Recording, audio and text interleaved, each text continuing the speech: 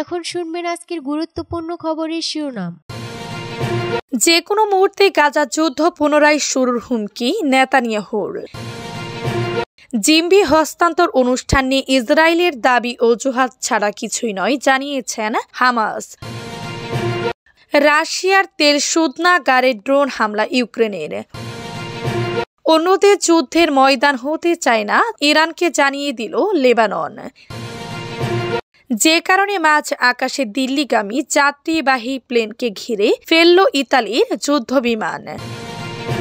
মাস্কের ইমেইল জেরে মার্কিন ফেডারেল সরকার বিশৃঙ্খল পরিস্থিতি। যে কোনো মুহূর্তে গাজা যুদ্ধ পুনরায় শুরুর হুমকি নেতানিয়াহুর। দখলদার ইসরায়েলের প্রধানমন্ত্রী বেনিয়ামিন নেতানিয়াহু বলেছেন তার দেশ গাজা উপত্যকায় যে কোনো মুহূর্তে যুদ্ধ পুনরায় শুরু করতে প্রস্তুত। এই সময় তিনি যুদ্ধের লক্ষ্যগুলি আলোচনার মাধ্যমে হোক বা অন্য উপায়ে সম্পূর্ণ করার অঙ্গীকার করেছেন। যুদ্ধবিরতি চুক্তির অংশ হিসেবে ইসরায়েল ফিলিস্তিনি বন্দীদের মুক্তি বন্ধ করার একদিন পর নেতানিয়াহু কমব্যাট অফিসারদের জন্য একটি অনুষ্ঠানে এই কথা বলেন। তিনি বলেন, আমরা যে কোনো মুহূর্তকে তীব্র লড়াই আবার শুরু করতে প্রস্তুত। গাজায় আমরা হামাসের বেশিরভাগ সংগঠিত বাহিনীকে নির্মূল করেছি এবং এতে কোনো সন্দেহ নেই আমরা সম্পূর্ণভাবে যুদ্ধের উদ্দেশ্যে পূরণ করব। এর আগে যুদ্ধবিরতির চুক্তি অনুযায়ী শনিবার 6 জিম্বিকে মুক্তি দেয় ফিলিস্তিনের স্বাধীনতাকামী সংগঠন হামাস। এর বিনিময়ে 6 শতাধিক ফিলিস্তিনকে মুক্তি দেওয়ার কথা থাকলেও তা অমান্য করেছেন ইসরায়েলের প্রধানমন্ত্রী বেনিয়ামিন নেতানিয়াহু।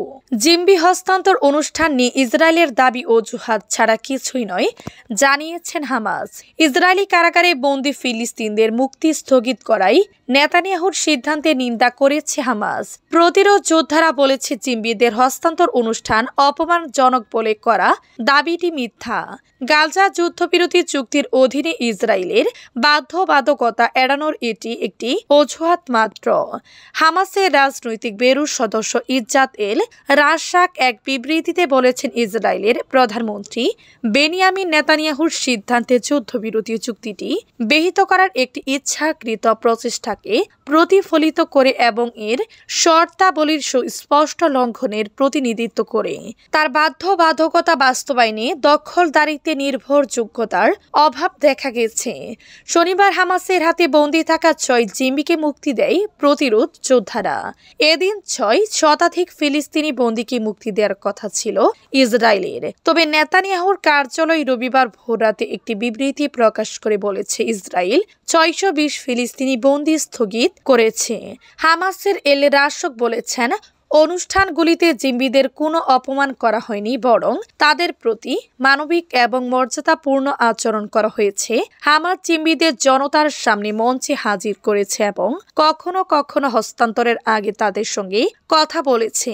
জিম্বি দেহাবশেষ সহ কফিনগুলোই ভিড়ের মধ্যে দিয়ে বহন করা হয়েছে। রাশিয়ার তেল শোধনাগারে ড্রোন হামলা ইউক্রেনের। স্থানীয় সংবাদ মাধ্যম তেল শোধনাগারে ড্রোন হামলা চালিয়েছে ইউক্রেন। স্থানীয় সংবাদ মাধ্যমের প্রতিবেদনে এ তথ্য নিশ্চিত করা হয়েছে। এছাড়া সোমবার স্থানীয়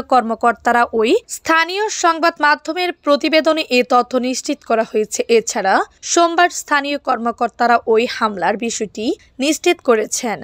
প্রতিবেদনে বলা হয়েছে, দূরপাল্লার ড্রোন দিয়ে রাশিয়ার বেশ কিছু জ্বালানি স্থাপনায় আঘাত এনেছে কিয়েভ। মূলত মস্কোর ক্ষেপণাস্ত্র হামলার প্রতিশোধ হিসেবে এসব হামলা চালানো হয়েছে। কয়েকদিন আগে এক রাতে ইউক্রেনে 250 শতাধিক ড্রোন দিয়ে হামলা চালিয়ে বিদ্যুৎ সরবরাহ বিকল করে দেয় মস্কো। 2022 সালের ফেব্রুয়ারিতে ইউক্রেনে আংশিক হামলা চালায় মস্কো। তারপর থেকে একদিনে এটাই সর্বোচ্চ ড্রোন হামলার ঘটনা। রাশিয়ার প্রতিরক্ষা মন্ত্রণালয় জানিয়েছে, তারা মস্কোর দক্ষিণ পূর্ব অঞ্চলীয় রিয়াজান অঞ্চলে 2টি সহ এক রাতে 22টি ইউক্রেনীয় ড্রোন গুলি করে ভূপাতিত করেছে। স্থানীয় সংবাদ মাধ্যম জানিয়েছে, চলতি বছর ইনি তৃতীয়বারের মতো রাশিয়ার সবচেয়ে রোসনেফটে হামলার ঘটনা ঘটল। অন্যদের যুদ্ধের ময়দান হতে চায় না ইরানকে জানিয়ে দিল লেবানন অন্যদের যুদ্ধের ময়দান হতে চায় না বলে ইরানকে সরাসরি জানিয়ে দিলেন লেবাননের প্রেসিডেন্ট জোসেফ আউন। রবিবার ইরানের একটি প্রতিনিধি দলের সঙ্গে বৈঠককালে তিনি এই কথা বলেন। প্রেসিডেন্ট জোসেফ আউল লেবাননের অভ্যন্তরীণ বিষয়ে অন্য দেশের হস্তক্ষেপের বিরোধিতা করে বলেন, দেশটির জনগণের ঐক্যের যে কোনো হুমকি বা আক্রমণ মোকাবেলার সবচেয়ে ভালো উপায়। প্রেসিডেন্ট আউনের সঙ্গে বৈঠকে ইরানি প্রতিনিধি দলের সদস্যরা, তাদের মধ্যে ছিলেন ইরানের সদস্য স্পিকার মোহাম্মদ বাঘের গালিয়াফ এবং পররাষ্ট্রমন্ত্রী আব্বাস আরাগচি লেবাননের সার্বভৌমত্বের প্রতি ইরানের পূর্ণ সমর্থন ব্যক্ত করেন।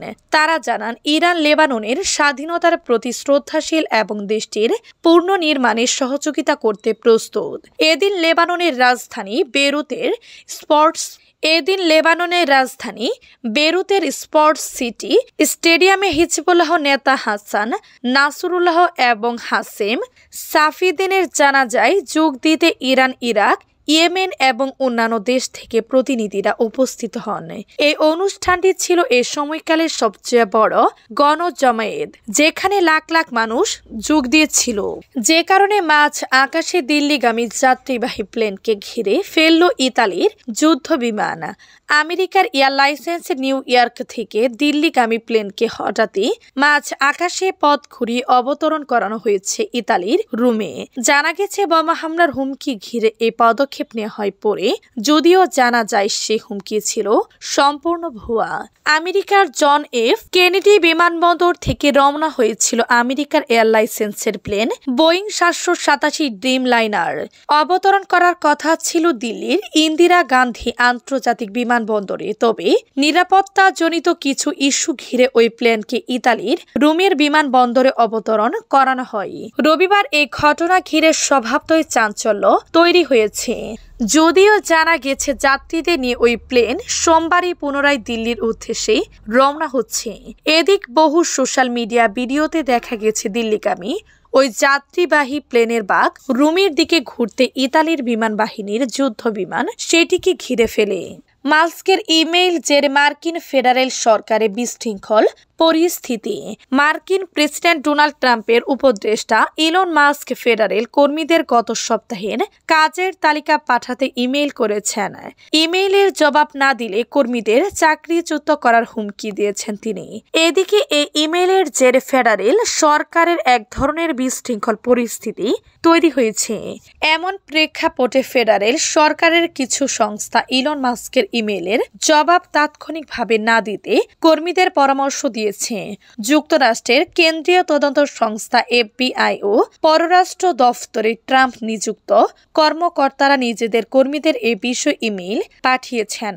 তারা তাদের কর্মীদের চেইন অফ কমান্ড এর বাহিরে কারো ইমেইলে সাড়া না দিতে বলেছেন। এই পাল্টা মেইলের পদক্ষেপকে রিপাবলিকান প্রশাসনের সদস্যদের সঙ্গে মাস্কের একটি সম্ভাব্য উত্তেজনার ইঙ্গিত হিসেবে দেখা হচ্ছে।